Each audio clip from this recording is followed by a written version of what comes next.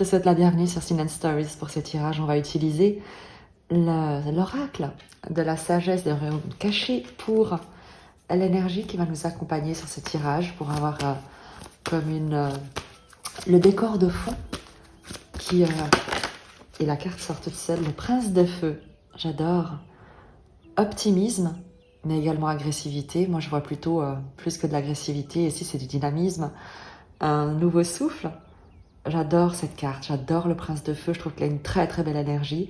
On pourrait être sur un valet de bâton, tu sais. Quelque chose de très inspiré, d'inarrêtable, de courageux, d'audacieux, de vibrant. J'adore.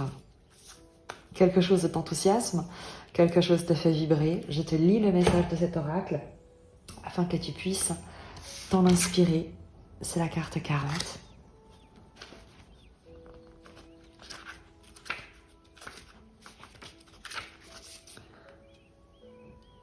Lorsque le prince de feu se présente comme votre allié, il vous indique qu'il symbolise les forces invisibles derrière toute manifestation et il vous apporte le don d'optimisme. Vous serez inspiré à juste titre à aller de l'avant et à poser des gestes avec assurance et confiance afin d'atteindre votre but. En imaginant la route du plus grand bien avec une perspective optimiste, le prince de feu vous apporte aussi le don des miracles. Les choses prennent place comme par magie afin de créer la réalité que vous cherchez. Vous avez toutes les raisons d'être empli d'espoir. Allez de l'avant en sachant que vous avez tout ce dont vous avez besoin et même davantage. Souvenez-vous simplement de partager votre enthousiasme. Soyez optimiste pour les autres et croyez aussi en eux, puis votre chance se multipliera. Et tu vois, je ressens vraiment ce tirage comme un tirage destiné à nous accompagner pour cette prochaine semaine, pour ces prochains jours, peu importe. Le moment où tu auras ce tirage, il sera le tien, au moment où tu résonneras avec son titre, avec peut-être quelque chose qui t'aura appelé. Mais c'est juste génial parce que c'est comme si il y a comme une notion ici de victoire, de récompense, d'enthousiasme, d'avoir trouvé en fait peut-être le bon rythme, la bonne activité, le bon positionnement qui te permet vraiment d'exprimer quelque chose qui est très radieux, très chaleureux. Et moi j'adore quand on te dit qu'il y a cette énergie de miracle qui accompagne le prince de feu. Moi je trouve ça absolument magique. On va utiliser le tarot akashique pour voir justement quels sont un tout petit peu les messages qu'on souhaite te transmettre pour ces prochains jours, pour ce vers quoi tu es en train de te diriger, là où tu te trouves actuellement, vers où est-ce que tu vas, quelles vont être les influences. On va faire un tirage en pyramide, simplement pour avoir une structure de départ, avant de la détailler peut-être avec le tarot mythique pour le coup. Parce que je trouve que les deux résonnent très très bien ensemble, ça fait longtemps que je ne les ai pas associés. Voilà. Alors, concentre-toi, fais le vide, pose l'intention de recevoir les messages qui pourront t'aider, t'accompagner, te soutenir.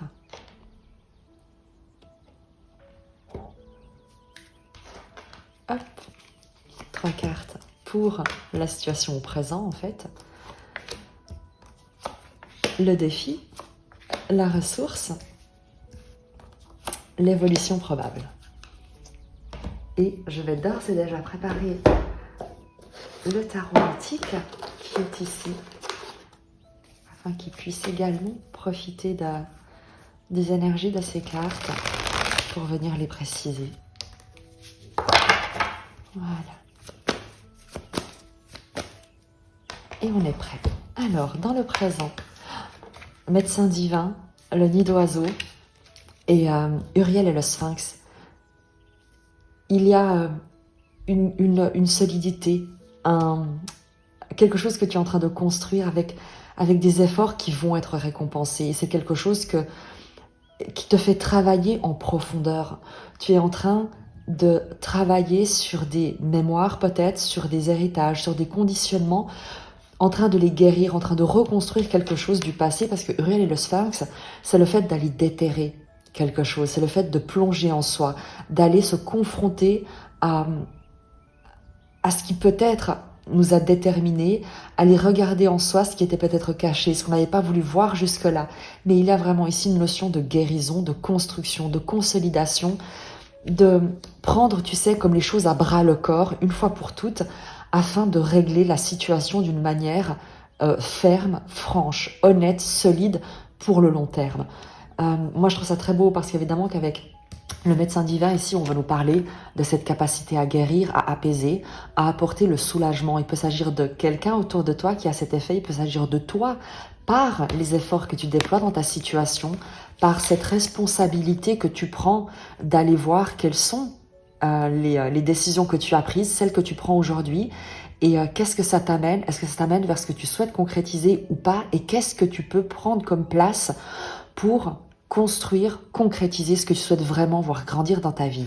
Il y a une responsabilité que tu prends. Vraiment, tu ne te défies plus, tu ne te détournes plus, tu occupes ta place également avec le nid d'oiseau.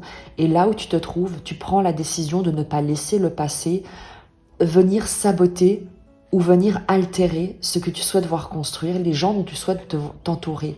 Il y a une très grande, ici, notion de guérison, mais sur quelque chose qui a peut-être été enfoui, qui a peut-être duré, qui a peut-être été douloureux, ou en tout cas caché pendant longtemps, que finalement, est porté à la lumière pour être, tu sais, accepté, alchimisé, apaisé, et puis qu'à partir de là, tu puisses construire quelque chose de solide avec le nid d'oiseau, qui te parle vraiment ici d'un foyer solide, de construction, d'investir ses efforts dans quelque chose qui a de la valeur et de voir ses efforts être récompensés. Rien n'est gratuit, mais en revanche, tout ce que tu vas investir, ça va porter ses fruits. C'est ce qu'on te dit ici avec ce triptyque. Tu es en train de faire un gros job. Tu as déjà fait un gros job. Continue parce que le nid d'oiseau nous parle de cette concrétisation, nous parle de cette consolidation, de ce socle sur lequel tu peux désormais t'appuyer. Le challenge. Le Bouddha se prépare. Il y a une attente. Peut-être que justement, toi tu es impatient.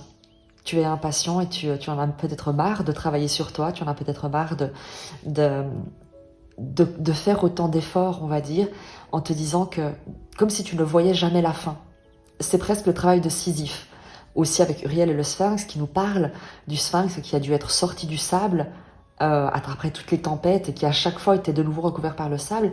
Il y a presque ici l'idée d'en avoir marre, de te voir toujours travailler sur toi ou toujours faire des efforts pour guérir ce qui doit l'être, pour sortir de fonctionnements, de conditionnements qui ont peut-être été contre-productifs jusque-là, toujours sur cette phase d'apprentissage, d'amélioration ou en tout cas de révélation de ce qu'il y a de meilleur chez toi. Et le Bouddha en challenge, nous parle de cette attente, de la patience qui t'est encore demandée, du fait de rester calme, de rester concentré, de rester... de valoriser cette phase de préparation, ce temps qui t'est accordé, qui n'est pas un temps perdu, qui n'est pas un signe que les choses n'arriveront jamais, mais bien au contraire, que les choses sont en train de se passer presque dans l'invisible, dans le subtil, et qu'il faut voir au-delà de cette période peut-être de calme. On te demande de rester concentré. Reste concentré, vraiment. La force, la ressource, Atsum, l'instant présent. Être présent là où tu te trouves, demander de l'aide, prie, demande à être guidé, demande à recevoir les messages d'une manière beaucoup plus concrète, pragmatique. Fais appel aux gens qui t'entourent. Sois vraiment attentif. Accueille les énergies. Je vais te lire le message d'Atsum parce que c'est une carte qui est particulière dans sa résonance, dans sa symbolique.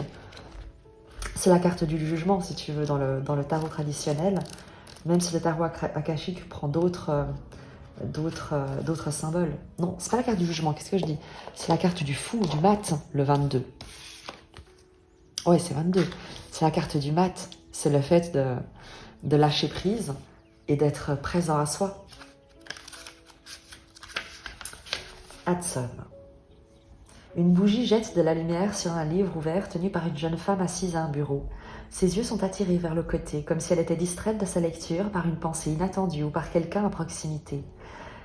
Elle est entourée de personnes, et plusieurs d'entre elles sont quelque peu translucides et rayonnantes. Un ange se penche et murmure « Atsom, j'arrive, je suis là, je vous accompagne ». Alors tu t'imagines bien qu'en ressources, en force, on te dit que tu n'es pas seul, que tu es accompagné. Atsom est un mot unique qui a beaucoup de significations. Premièrement, il affirme votre propre force et votre concentration dans le présent. Vous pouvez l'utiliser comme un mot de commande chaque fois que vous vous trouvez distrait de ce qui est à portée de main. Dites « Atsom, je suis là » et sentez que vous êtes présent dans la situation ou auprès de la personne devant vous. Ce terme annonce également que vous avez atteint vos objectifs et que tous vos souhaits se réalisent. Dites « Atsom, j'arrive » et prenez un moment pour vous voir atteindre totalement vos objectifs. Chaque fois que vous obtenez cette carte, sachez que vous êtes en route vers les résultats que vous recherchez avec l'aide des autres et de l'assistance glorieuse de l'esprit. Cette carte vous rassure aussi car peu importe ce qui se passe dans votre vie, l'esprit est toujours là pour vous. Il vous tend la main et partage sa lumière et son énergie pour toujours. Du plus petit au plus grand, de votre grand-mère au divin, une communauté éternelle vous protège. Dites Atsom et prenez le temps d'être aussi présent auprès de cette communauté. Vous pouvez agir pour respecter votre promesse à Dieu alors que l'esprit vous soulève sur ses épaules. Vous êtes présents l'un pour l'autre et ensemble, vous arrivez à réaliser vos rêves. C'est absolument magique, c'est juste magique. Donc tu l'auras compris, il y a quelque chose qui est en préparation. Il y a quelque chose qui est en train de sortir, de se construire, de guérir, de se révéler avec Uriel et le Sphinx, mais parce que c'est quelque chose sur lequel tu as travaillé, c'est quelque chose que tu as obtenu par ton investissement, ton application, ta concentration, justement. Ce vers quoi tu te diriges, sur la piste, l'as de parchemin, le nouveau départ. Tu as vu le personnage? Il a quitté la salle d'attente. C'est encore la patience qu'on te demande. Tu vois, avec le Bouddha se prépare, c'est l'idée où peut-être, tu verras comment ça résonne. Soit dans le challenge, c'est l'idée de te sentir prêt et de te lancer, et je crois que c'est ça, ou alors de savoir que le moment est sur le point d'arriver, où tu vas être appelé à te déplacer, à t'engager, à prendre une voie, une direction, à faire un choix. La carte sur la piste, avec l'as de parchemin, le personnage a son billet, il a pris sa décision, il va monter dans le train, il a quitté la salle d'attente et on va regarder, simplement, on va prendre 2 cartes pour voir d'où tu viens et où est-ce que tu te diriges, puisqu'il y a la salle d'attente ici, que tu quittes, et on va voir quel est cet endroit que tu quittes.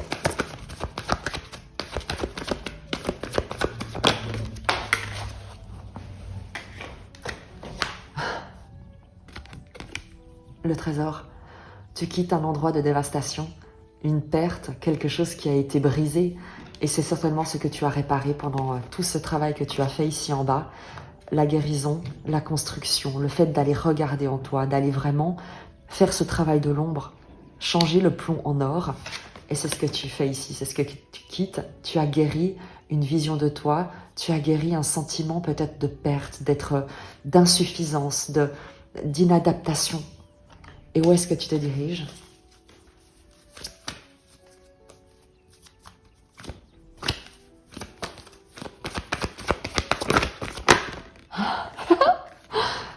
Vœu exaucé.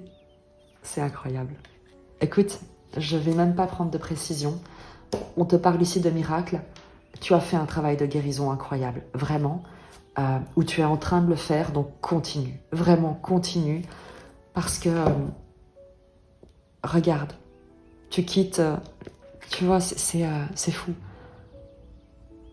C'est comme si, enfin, tu allais être exaucé, ton travail va porter ses fruits.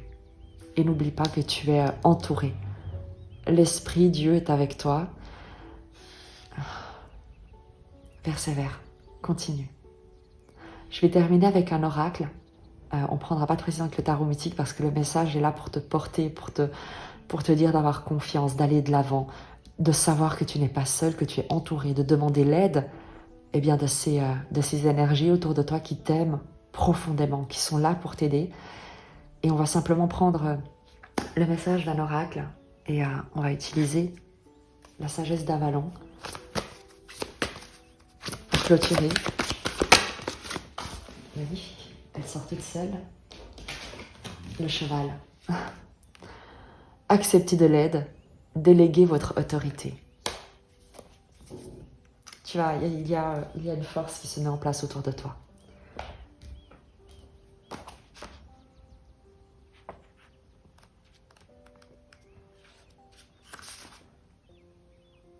Le cheval croise votre chemin pour vous offrir de l'appui.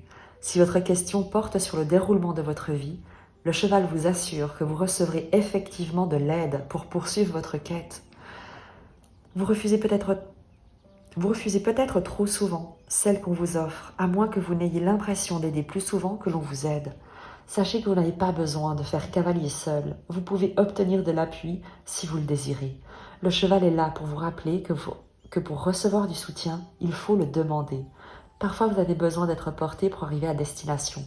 Lorsque le cheval se manifeste, c'est que les renforts arrivent. N'oubliez pas d'en faire la demande et d'accepter l'aide qui vous sera offerte. On n'arrête pas de te le répéter ici. Demande et tu seras exaucé. Tu es, quoi qu'il en soit, en train de te diriger vers quelque chose que tu as longtemps espéré. On te parle vraiment, ne l'oublie pas, de vœux exaucés. Je te dis à très vite et je t'embrasse.